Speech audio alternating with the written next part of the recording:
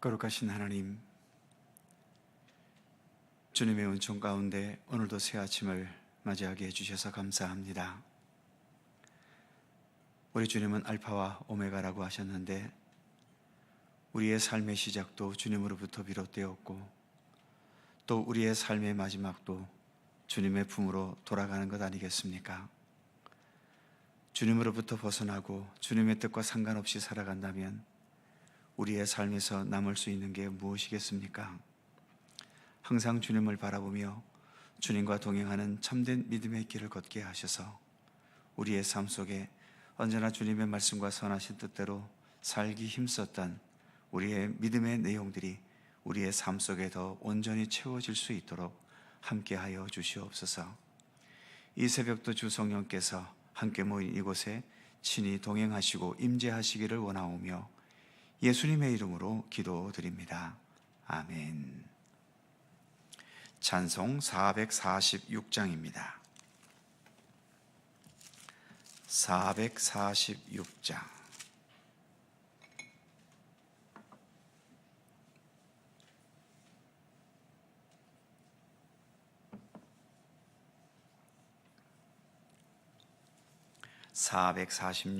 함께 찬송합니다. 춤성 외에는 참 기쁨 없도다. 날 사랑하신 주 늘 계시옵소서. 기쁘고 기쁘도다. 항상 기쁘도다. 나 주께 왔사오니 복 주옵소서. 나 주께 왔으니 복 주시옵소서. 주 함께 계시면 큰 시험이기네. 기쁘고 기쁘도다. 항상 기쁘도다. 나 주께 왔사오니 복 주옵소서. 주 떠나가시면 내 생명 헛되네. 기쁘나 슬플 때 늘 계시옵소서. 기쁘고 기쁘도다. 항상 기쁘도다. 나 주께 왔사오니 복 주옵소서. 그 귀한 언약을 이루어 주시고 주 명령 따를 때 늘 계시옵소서. 기쁘고 기쁘도다.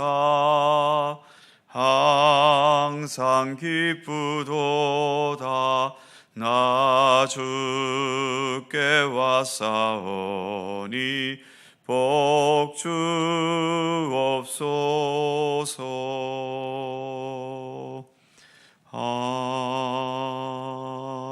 아멘. 잠언 15장 8절입니다. 구약 926면 잠언 15장 8절에서 12절까지의 말씀입니다. 5개의 절을 다 함께 한 목소리로 봉독합니다. 악인의 제사는 여호와께서 미워하셔도 정직한 자의 기도는 그가 기뻐하시느니라. 악인의 길은 여호와께서 미워하셔도 공의를 따라가는 자는 그가 사랑하시느니라. 도를 배반하는 자는 엄한 징계를 받을 것이요 견책을 싫어하는 자는 죽을 것이니라. 수월과 아바돈도 여호와 앞에 드러나거든 하물며 사람의 마음이리요 거만한 자는 견책받기를 좋아하지 아니하며 지혜 있는 자에게로 가지도 아니하느니라. 아멘. 8절 말씀을 다시 보면 악인의 제사는 여호와께서 미워하셔도 정직한 자의 기도는 그가 기뻐하시느니라. 이어지는 9절도 다시 보면 악인의 길은 여호와께서 미워하셔도 공의를 따라가는 자는 그가 사랑하시느니라. 이렇게 악인의 제사와 정직한 자의 기도, 그리고 악인의 길과 공의를 따라가는 것을 대조시키고 있습니다.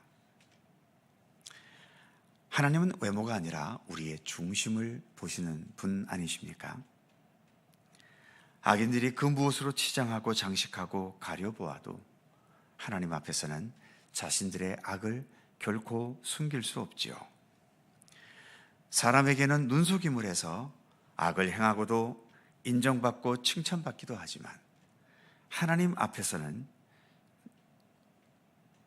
눈속임을 해서 이처럼 하나님의 눈을 속인다는 것은 어림도 없는 얘기입니다. 세상에서의 이익을 생각한다면 정직하기 어렵고 공의도 따르기 어려울 때가 많지요.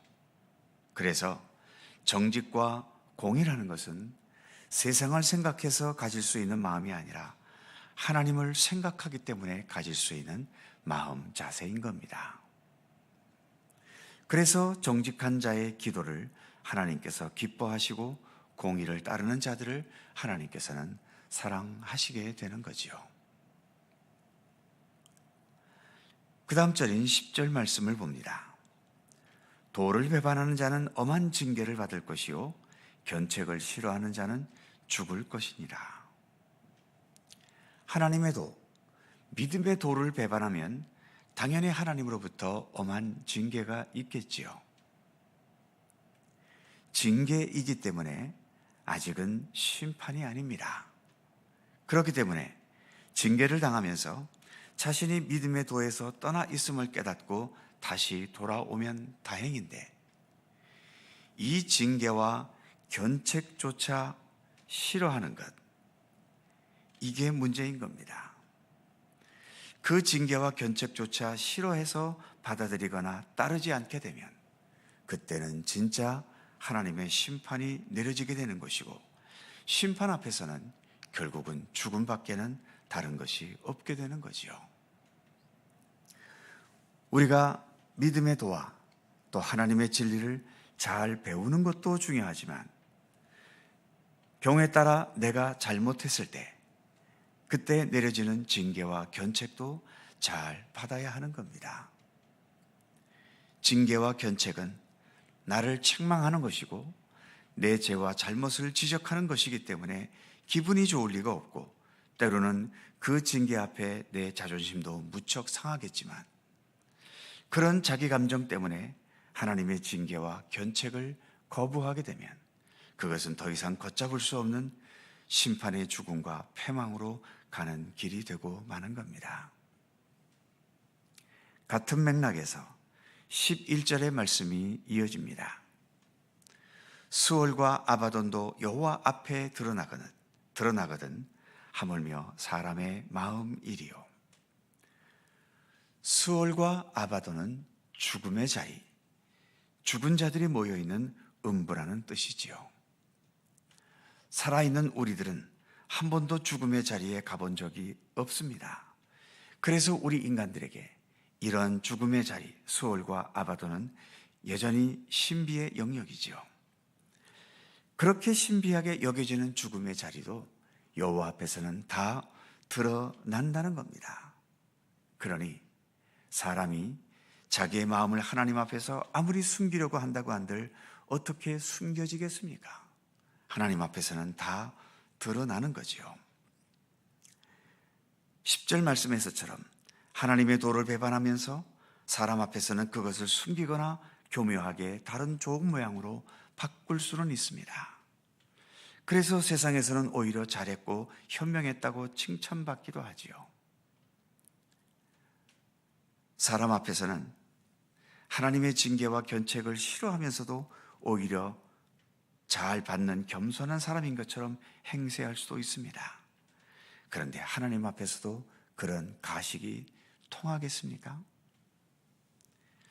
그래서 하나님 앞에서는 언제나 정직해야 하고 언제나 진실해야 하는 겁니다. 그 어떤 인간의 꾸밈도 하나님 앞에서는 아무것도 통할 수 없다는 것을 우리는 인식해야 하는 거죠. 그 다음 절인 12절에서도 말씀이 이어집니다.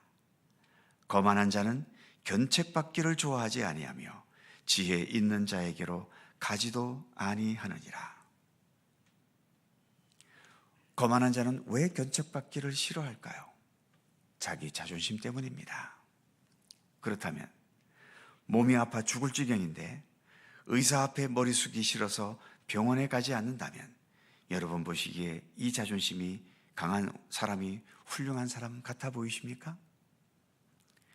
온 가족이 다 굶고 있는데 자선기관에 가서 머리 숙이며 자존심 상해가며 도움받는 게 싫어서 그냥 온 가족들을 굶게 내버려 둔다면 그런 사람의 자존심이 존경스러우신가요? 이게 거만한 자들의 어리석음과 같은 겁니다. 자신의 거만함을 다른 사람들이 존경하고 부러워할 것 같아서 계속 거만을 떨고 있는데 그러나 아무도 실제로는 존경하거나 부러워하지 않습니다. 돈 많은 거만한 사람 앞에서 사람들이 머리를 숙였다면 그 사람에게 머리를 숙인 것이겠습니까? 아니면 그 사람이 가진 돈에게 머리를 숙인 것이겠습니까? 권력자 앞에 사람들이 모여들었다면 그 권력자의 인격과 성품 때문이겠습니까? 아니면 그 사람이 가진 권력 때문이겠습니까? 거만한 자들은 자기 재산이나 권세와 지위 때문에 사람들이 머리 숙인 것을 자기 자신이 훌륭하고 자신이 위대하기 때문에 나에게 머리 숙였다고 쉽게 착각하지요. 그래서 내가 지금 이렇게 모든 게 완벽한데 내가 누구에게 머리 숙이고 누구에게 도움을 받고 누구의 지시를 받겠냐는 겁니다. 그러니 오늘 본문의 말씀처럼 거만한 자들은 견책받기를 싫어하고 지혜 있는 자들에게 마땅히 받아야 할 도움과 지도도 거부하니 당연히 자기 함정에 빠져서 스스로 무너지는 삶을 자초하게 되고 마는 것입니다. 그래서 지혜로운 사람은 누구에게든 배우려고 합니다. 세상을 오래 사신 어르신들도 젊은 사람에게서 배울 것이 있으면 배우려 해야 하는 거지요. 무엇보다 하나님을 배우고 예수 그리스도를 배우는 것에서 졸업할 수 있는 사람이 누가 있습니까? 내 생명 다할 때까지 삼위일체 하나님은 항상 배워야 하고 겸손히 하나님의 도를 따라야 하는 것입니다. 주님을 따르는 것은 그것이 곧 나의 생명이고 나의 구원 자체가 되는 것입니다. 오늘도 우리는 주님을 향하여 주님을 배우면서 구원과 생명의 길을 걸어가고 있습니다. 이 믿음의 길을 더 굳건히 걸어가는 우리 모두가 되기를 간절히 소망합니다. 기도하겠습니다.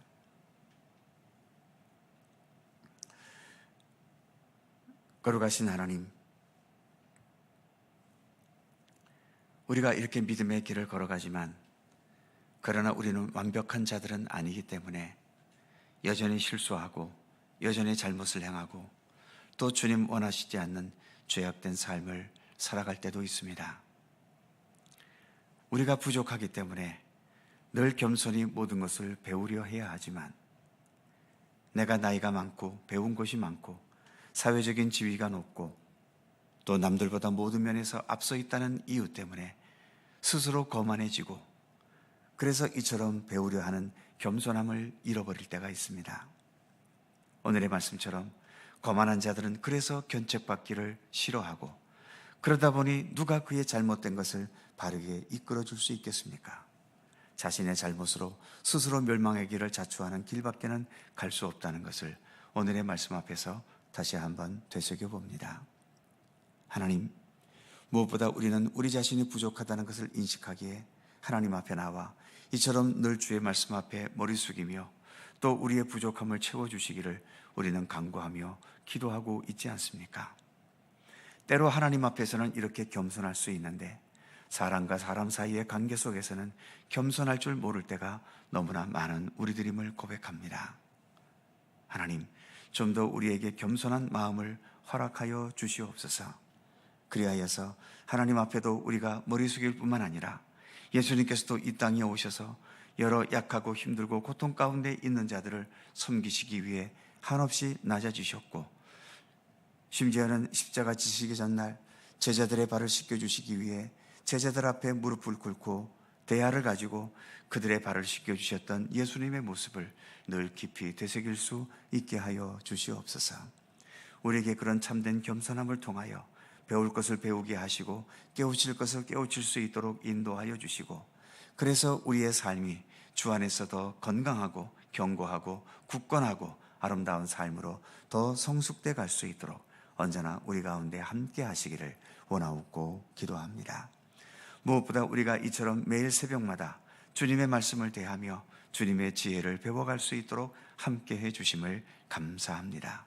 더 겸손한 마음으로, 진지한 마음으로 주의 말씀을 대하게 하시고 말씀 속에 담긴 하나님의 뜻과 하나님의 지혜를 더 깊이 깨달아가는 주님의 백성들 되게 하여 주시옵소서. 오늘도 새날을 주셨고 기도의 자리에 불러주셨사오니 오늘도 진실한 마음으로 기도할 수 있게 하시고 간구하는 모든 것마다 주님의 손길과 뜻 안에서 온전하게 응답되고 아름답게 이루어질 수 있도록 우리 하나님 함께 해 주시옵소서. 오늘도 주님의 크신 평강과 은총이 우리의 삶 가운데 함께 하시기를 원하옵고 우리 구주 예수 그리스도의 이름으로 기도하옵나이다. 아멘.